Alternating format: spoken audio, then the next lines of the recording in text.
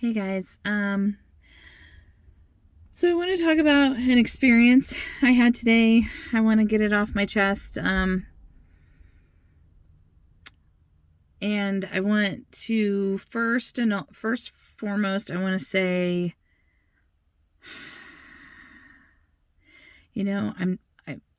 I've never been very good with words, and if I say anything to insult you or somebody I'm sorry. I don't know what you want from me. Like, I'm about to vent about somebody who did something really bad, and to the point where I almost punched this woman, and I wanted to hurt her because I'm protective mama came out. And this is the first real in-person experience that I've had with somebody disrespecting someone with a disability. And I hate using that word. My daughter is the most beautiful, smartest. She's so smart.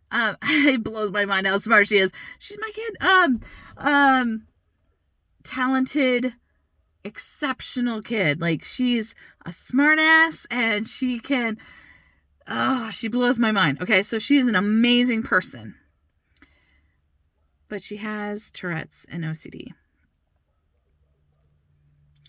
She's had Tourette's and OCD all her life. So people need to understand that, first of all, that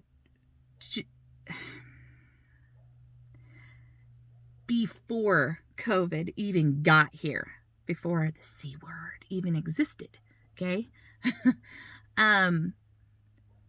There were people in this world that have issues with being around large groups.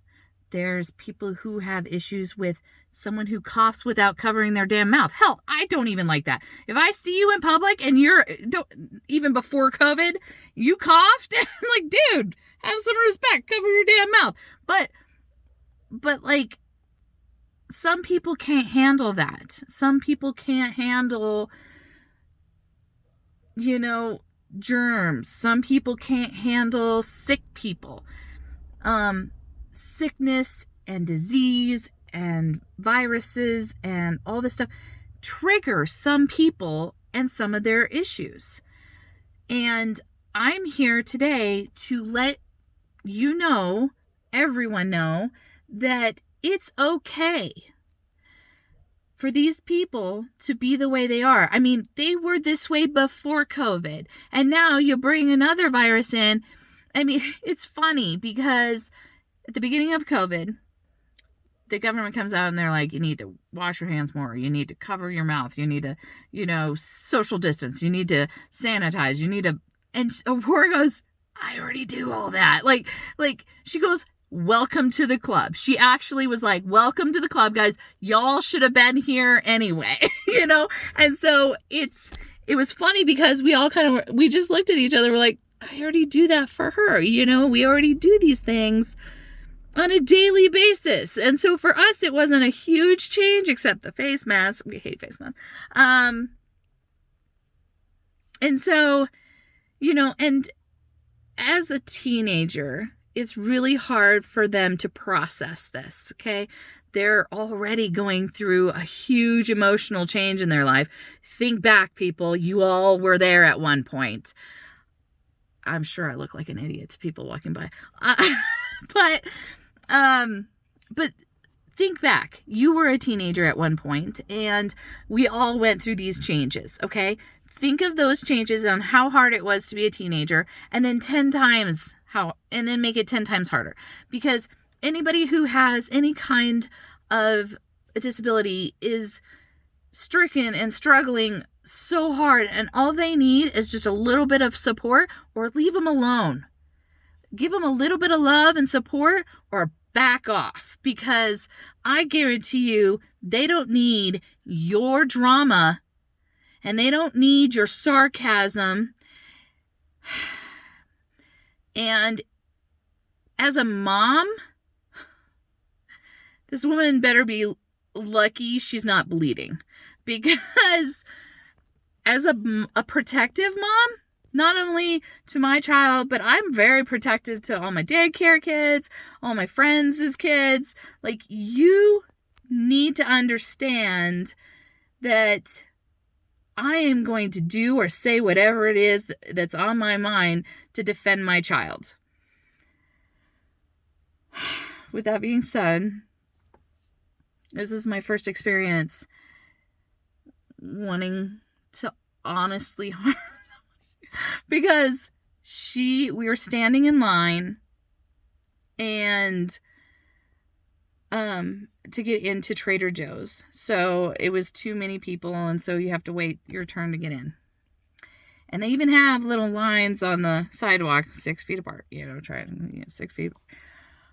And so everybody's standing there with their masks. So there's this woman behind us, and she has her mask right here. Okay, now literally, like, she's got it like this. I don't know why she's even bothering. It's the chin diaper. So she's got it like it's on her ears, but it's down here, and she's talking on the phone. Okay, if you're on the phone, get out of line and go over there. Okay, so I mean, automatically, my daughter sees this not because of COVID, but because of her other issues. She sees it and goes, and so she's like, and you could tell her body tenses, and she doesn't say anything because she's very nice. She's very nice, and she will pull this stuff in. She's very introvert, so she will keep it all inside and deal with it and suffer in her own way. I am not. I am not. I'm an extrovert, and I'm very social, and I will tell you how it is. I'm very honest. Now, it's amazing how she's still learning to, so I don't want to hear any comments about how, oh, well, she needs to learn how to deal with that, or she's a teenager. She's not a 40-year-old who already knows how to deal with it. This is a teenager who's still learning everything, okay? She's trying to deal with everything. Get off. So she's, she didn't say anything. She's just, you could tell she tensed. And then I'm like, okay, so I had her step forward a little bit. But then this lady is talking on the phone and coughs. Now, nobody knows why. I mean, hello, me. I have allergies and I'm allergic to everything. So I cough, or I don't cough. I clear my throat a lot. Stresses out my kid. I'm a huge trigger for my kid. That's a whole nother story. You don't want to go into it. So anyway, so she coughs, and Aurora just takes one giant footstep forward. And I'm like, go for it. I'll stay back here and you can be ahead of us, because she was nervous about, okay, first of all, you're down here and you're not covering your mouth when you cough. Anybody should do that anyway. It's just respectful. And so then she's like stepped up behind me, like literally 1 foot behind me. I could feel her right behind me. And I was just like, and so I stayed back so that my mom and my daughter could go to the next 6 foot ahead, and I was going to pretend to be another person. And she literally was like up behind me, like literally behind me. She could touch my back, and I couldn't help myself. I turned around and I'm like, I'm sorry, ma'am. And I was like, I'm just trying to keep this distance. And she goes, aren't you with them? Go up there. And I'm like, because she was off the phone right now. And I'm like, and she put her mask back up. So thankfully she put her mask back up. But I tried to remain calm. But the adrenaline that was rushing through my body, I was just like, I'm okay. But so I stayed calm, and I was like, I know, but my daughter, she has OCD and she's stressing out. And so I let them go ahead so I can keep the distance between her and you. And she's like, ah. And I'm like, well, your mask was down and you coughed. And she started laughing. And I said, this isn't funny. And I was like, at first I was like, okay, maybe she's laughing because I'm being hysterical, or she thinks I'm being hysterical. It's hysterical about the whole COVID thing. And I'm like, okay, first of all, this is not funny. I clearly said to you, my daughter has a disability and you're stressing her out. So I'm keeping the distance between you and her to make her feel better. You can wait patiently at your mark. And she's like, and, laughing. And I looked at her, I said, how rude. I said, how dare you make fun of somebody and their disability? I said, that is extremely rude. I said, I can't believe you did that in front of my daughter. I said, I really hope for your sake that you never have a loved one have anything wrong with them ever in their whole life. I hope for your sake you don't ever have to deal with that. I said, because it is heartbreaking and it is heart-wrenching to see somebody else, a complete stranger, laughing at my child's disability. And I've never been one of those people, guys. I've never been one of those, oh, poor us kind of thing. Like, we grew up as the toughen it up buttercup, and I fully believed that. But you literally laugh in my face about my daughter having a hard time because you won't have the courtesy to cover your damn cough. Okay. Like, my adrenaline was rushing and my body was shaking, and I know there's got to be other moms out there that have had, I'm in this support group for parents. So, I know there's other moms out there. I feel you now, and I know that. But literally,